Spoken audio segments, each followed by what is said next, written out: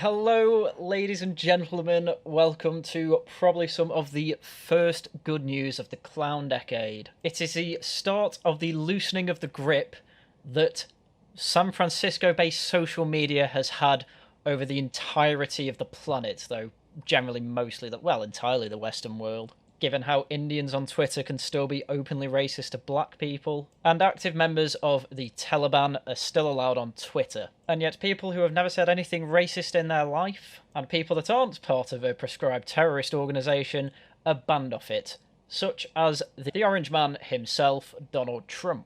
So no point beating around the bush. We know that he was planning to buy it for a long time, and that then he was having a bit of jiggery pokery legally with it, but has now finally had to complete the $44 billion transaction. And this is what he did. Elon Musk reportedly fires top executives as he completes $44 billion acquisition of Twitter. Mr. Musk's first move was to fire the social media company's top leadership executives, according to reports. And this, beyond anything else, shows that he will stand by his word. He wants to take over Twitter so that there isn't a political swing that social media has over people anymore. Because what really woke him up to this was the Babylon Bee being banned for putting out the tweet saying, "The Babylon Bee's best man of the year is Rachel Levine." Obviously making the joke that trans women appear to be taking the place of regular women when it comes to Women of the Year shortlists. So after chats with Elon Musk, the Babylon Bee suggested that he should buy Twitter, and now that's exactly what he's done. So let's see what his first move was. Elon Musk became Twitter Incorporated's new owner on Thursday and reportedly fired top executives he had accused of misleading him. Mr. Musk terminated Twitter chief executive Parag Agrawal, chief financial officer Ned Segal, and legal affairs and policy chief Vijay Gade. Several media outlets reported earlier on Friday, citing anonymous sources who were familiar with the matter. So he basically just went in there, kicked the door down, carried a sink in, as you can see in this little clip, and basically machine gunned the entire executive office. Because from the sounds of it, they were trying to mislead him. And also they've been lying to the entire planet, especially through that infamous Joe Rogan podcast with Jack Dorsey. I think it was Vijay in that one as well, along with Tim Pool. And I believe it was rumoured that she was the person who decided to ban Donald Trump off the platform. And it is no doubt that she knew she was getting the sack. Here is a picture of Elon Musk in the coffee room at Twitter HQ, and circled is Vijaya, and if looks could kill, I think we'd have the perfect picture of that. That is the 1,000 dagger stare if I have ever seen them in my life. But obviously this isn't all that Elon Musk did. Mr. Agrawala and Mr. Segal were in Twitter's San Francisco headquarters when the deal closed and were escorted out according to reports. Twitter, Mr. Musk and the executives did not immediately respond to requests by news outlets for comment. The CEO of the electric car maker Tesla Incorporated has said he wants to defeat spam bots on Twitter, make the algorithms that determine how content is presented to its users publicly available, and prevent the platform from becoming an echo chamber for hate and division, even as he limits censorship. Mr. Musk has not offered any details on how he plans to achieve this and will run the company. But Mr. Musk spoke to staff this week, telling them that the reports he was planning to cut to 75% of the company's headcount were inaccurate. He also said on Thursday he did not buy Twitter to make more money, but to try and help humanity, whom I love. Yeah, don't really buy that last bit. I think he did buy it to also make money. But I think he realises that the best way to make money is to get rid of bots and actually have it as a public platform that is mostly available for free speech, because a lot of people have left Twitter for one reason or another. Some people because they're banned, and others because they simply think the platform is a cesspit, which they are correct about. However, the Telegraph did mention that he's going to try and reduce echo chamberishness over there on Twitter, and they say that is despite censoring people. No, the problem is it is becoming a left-wing echo chamber because of censorship. If you're censoring something, you are creating more of an echo chamber. I am surprised that the Telegraph wrote that line. The 44 billion acquisition is the culmination of a remarkable saga full of twists and turns that sowed doubt over whether Mr. Musk will complete the deal. It began on the 4th of April when Mr. Musk disclosed a 4.9% stake at the San Francisco company, making him the largest shareholder. The world's richest person then agreed to join Twitter's board, only to balk at the last minute and offered to buy the company instead for $54.2 per share, an offer that Twitter was unsure whether to interpret as another of Musk's cannabis jokes. Turns out it kind of was, but it kind of wasn't, and we'll see why. Mr. Musk's offer was real, and over the course of just one weekend later in April, the two sides reached a deal at the price he suggested. This happened without Mr. Musk carrying out any due diligence on the company's confidential information, as is customary in an acquisition. In the weeks that followed, Mr. Musk had second thoughts. He complained publicly that he believed Twitter's spam accounts were significantly higher than Twitter's estimate, published in regulatory filings, of less than 5% of its monetizable daily active users.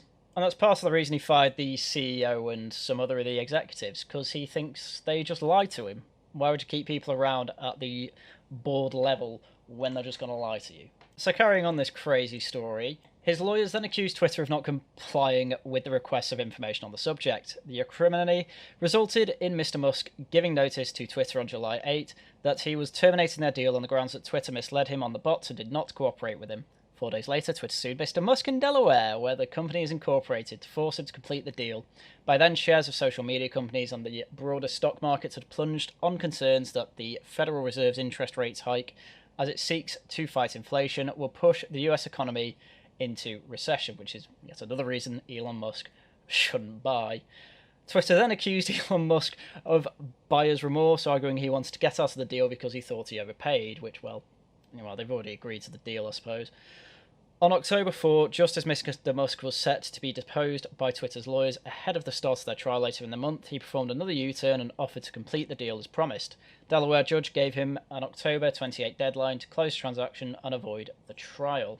So yeah, in other words, he just kept throwing spanners in the works, and he'd probably claim it is just to troll Twitter or to take them to court to make them prove how many bots there are. But at this point, you can just do the same thing by buying it and say, hey, look, these old people, they were lying to you, here's the actual number of bots.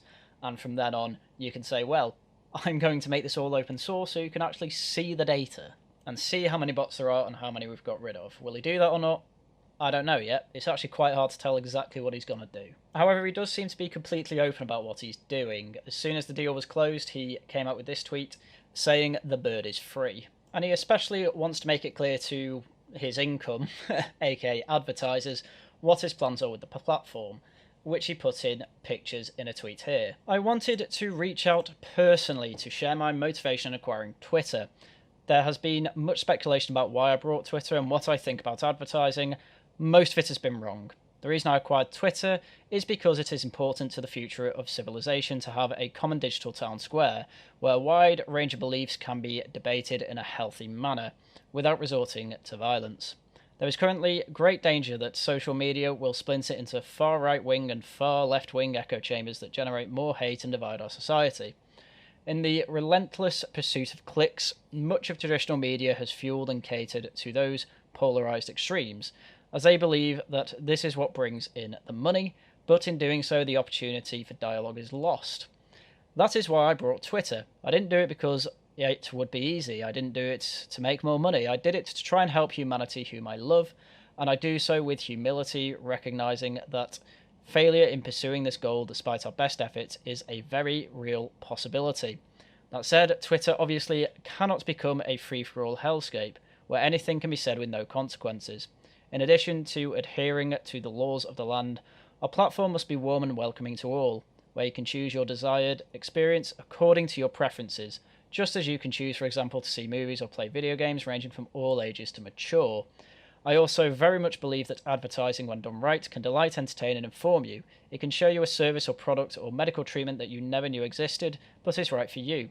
For this to be true, it is essential to show Twitter users advertising that is as relevant as possible to their needs. Low relevancy ads are spam, but high relevant ads are actually content.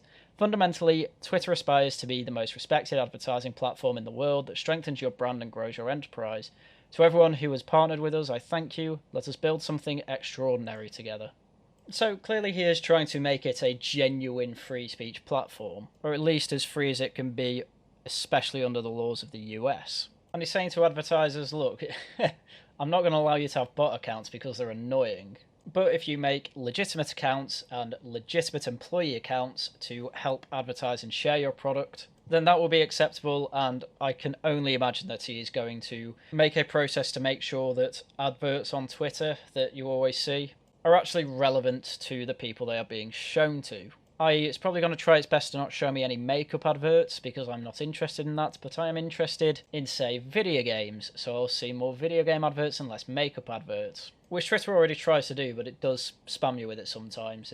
I know people who only block accounts wherever they see a little ad thing so that they never get another advert. Elon Musk wants it so that you don't want to feel like you want to do that, but instead see it as further entertainment. And I think that's good. But I think the main MadLad thing and the main reason he did all this is, as mentioned at the beginning, it was the Babylon Bee being banned for what they say is truth, and what I agree is the truth, that a trans woman is not a woman. And so, as of today, it looks like the Babylon Bee, which was a banned account, is now actually back and still verified. It looks like Musk is holding to his word, and who knows, next week we might see the Orange Man back, along with all your favourite banned shitlords. If we can make 2023 a repeat of 2016, I'm going to be a very happy man, at least for the entertainment value. When it comes to politics, I still think we're all doomed. This is probably going to make leftists even more mad. It's probably going to make Mark Zuckerberg's metaverse go absolutely wild and a leftist echo chamber only. It's going to put them on the defensive, and they're probably going to overreact. But at least we actually have Twitter, which, let's be fair, is the funniest out of all social media. So I'm quite glad he chose to buy that one out of all the others. And hopefully we'll see a return of all our favourite Twitter famous people, but who knows, I might even get my old account back. That'd be nice. Oh, but anyway, it's that type of thing we have to wait and see. So, looks like a fire's going on in the Twitter boardroom, and that makes me exceptionally happy, so I wanted to give you that weekend white pill before we get into it. You earned a good weekend, and so did I. So that's everything I had for you today. I know it's a short one. I usually make them a lot longer, but this is all I had to say because I'm in such a good mood about it. But as mentioned, that's everything I had for you today. So as usual, thank you very much for watching, and until next time, goodbye.